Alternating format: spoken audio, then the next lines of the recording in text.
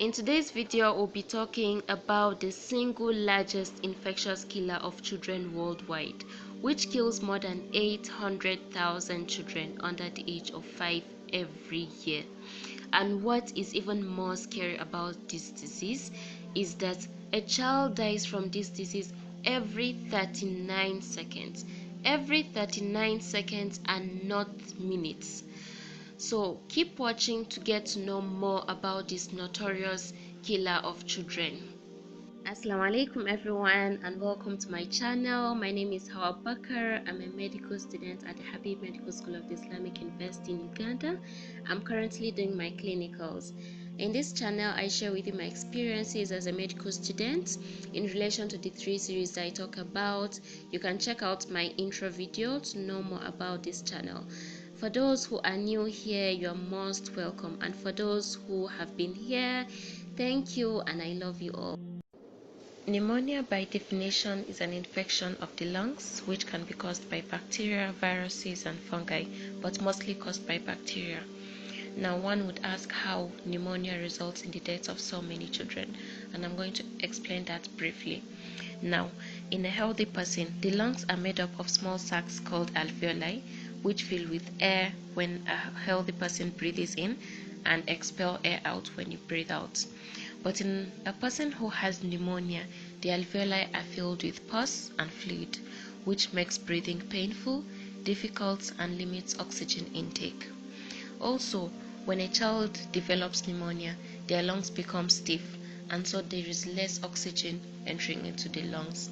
And so when pneumonia results into their deaths, it's because they have less oxygen in their blood. Next, one would ask, is pneumonia contagious? Can it be spread from person to person? And the answer is yes. It can be spread via airborne droplets from a cough or sneeze, just like COVID-19. Also, it may be spread through blood, especially during and shortly after birth. Next, we'll be talking about the symptoms. How do you know if these children have pneumonia or not? And we have symptoms such as coughing, difficulty in breathing, fever, fast breathing, and lower chest indrawing. And lower chest indrawing is when the chests of these children draw in when they breathe in, instead of them expanding in size, just like in a healthy person. And what I would like to say here is that you should not wait to see all of these symptoms. Symptoms such as coughing, difficulty in breathing, and fever should be enough reason for you to take your child to the hospital in the event that these children contract pneumonia, because pneumonia is a fast and deadly killer of children. It kills very, very fast in a short period of time. So you should take note of that.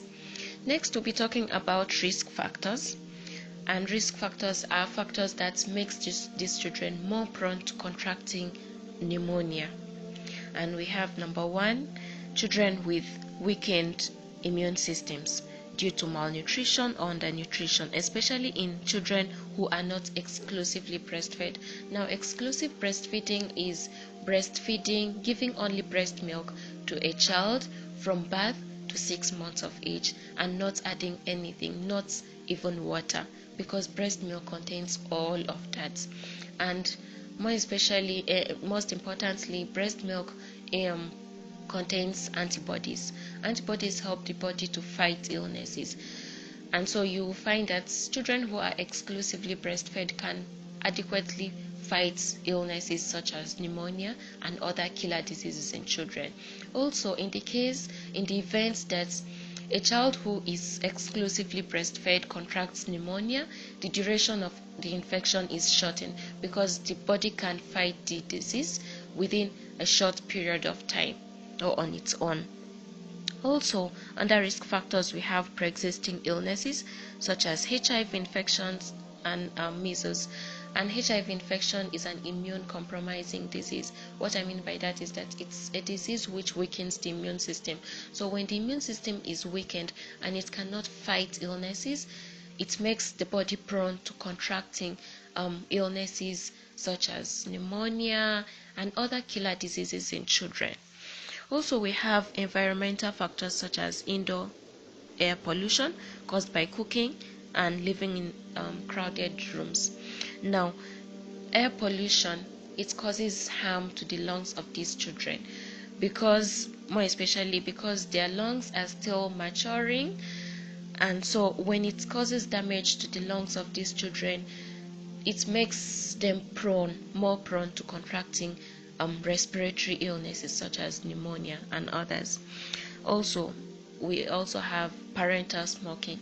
Now, parental smoking causes harm to the lungs of these children, because when these children breathe in these smoke particles coming from these cigarettes, it causes so much harm to the lungs of these children that it makes them more prone to contracting respiratory illnesses such as pneumonia. So that is it for risk factors. Next, we'll be talking about treatments. Now, treatment depends on the type of pneumonia, whether it's bacteria, virus, or fungal in nature. But in developing countries, a large number of pneumonia cases is caused by bacteria, and it can be treated with low-cost antibiotics. So when you're told that your child has pneumonia, don't panic, because these antibiotics are easily affordable. Next, we'll be talking about preventive measures. Now, for prevention, the most effective way to prevent pneumonia is by vaccination or immunization. And the pneumonia has a vaccine which is called the PCV vaccine, and your child is supposed to receive 3 doses of this at 6 weeks, 10 weeks, and 14 weeks of age. And so you can see that the minimum interval between the first and second is 4 weeks, between the second and the third is 4 weeks. Yeah, and so it's very, very important that your child does not miss any of these doses, because it helps to build it gives adequate protection against pneumonia. Also, there are other vaccines other than PCV that can protect against bacteria or viruses that cause pneumonia, and they include the H influenza type B vaccine. We have the measles vaccine and pertussis or whooping cough vaccine. And it's very, very important that your child gets immunized against all of these diseases. Next, we'll be talking under prevention. We have increasing protective measures such as adequate nutrition, and also exclusive breastfeeding, as I've explained earlier on. Also, reducing risk factors like air pollution, which I've explained before now. For example, when you want to cook, you don't cook inside the room. Cooking outside the room is better, because it does not predispose them to contracting this disease. Also, using good hygiene practices, because for example, hand washing, because studies have shown that improved hand washing with soap reduces the risk of pneumonia by up to 50%, because it lowers the exposure.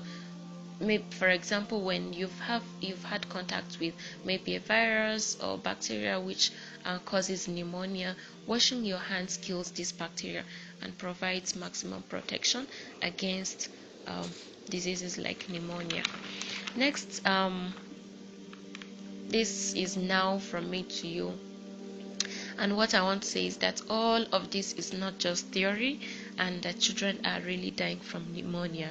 And for me, it's not just okay, it's sad that they are dying, but it's even more painful because of the manner in which they die, the difficulty and painful breathing. And I don't know, all of those children that I've seen die from pneumonia, I don't know, I just can't forget. I've never forgotten their faces, just because of the manner in which they died. And you do not want your child or anyone else's child to die from in that manner. I don't know, it's so saddening, and yeah, you just don't want to see your child die from pneumonia or anyone else's child die from it.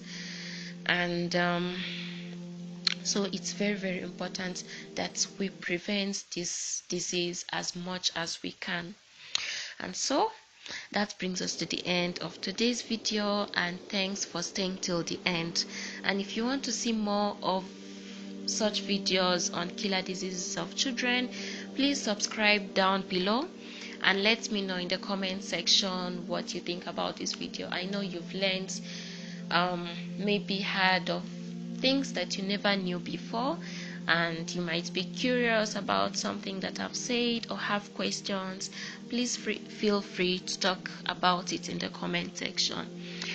And thanks for watching. I love you all, and I'll see you in my next video. Bye.